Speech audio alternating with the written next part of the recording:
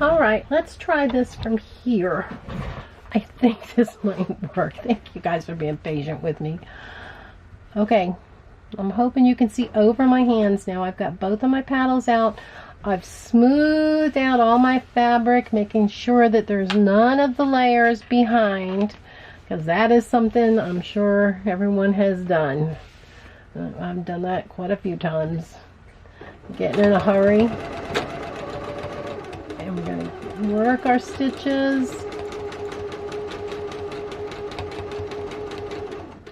So this is a quilt that's going to be loved. So I want to make sure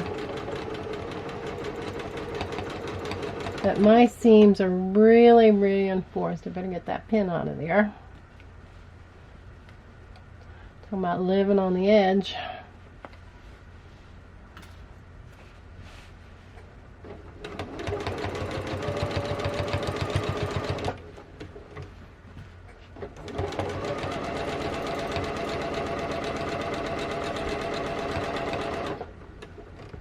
Usually stop at the point and then start back over again, just to give yourself a rest, just to make sure that you're in the right mindset. And now remember, I'm double reinforcing some of these, so I'll come up to my next line right here, and then I'm going to follow my pattern all the way back.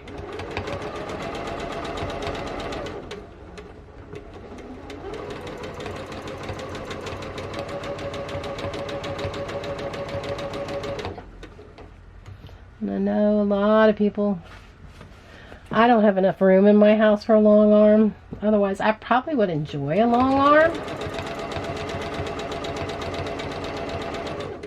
Once again, I'm going to go back over. This is going to be a loved quilt. I just want to make sure it's going to last for a while. Let me take out my next pin. I had put these in there because I wanted to make sure I didn't have any shadowing. And what shadowing is when your seam under here pops through when you've got a lighter color. And I just wanted to make sure that I wasn't going to have any of that. And all I'm doing is resurfacing my hands, making sure. I love these pine palettes. I wish I could train myself to hold them flat because I think they would work great.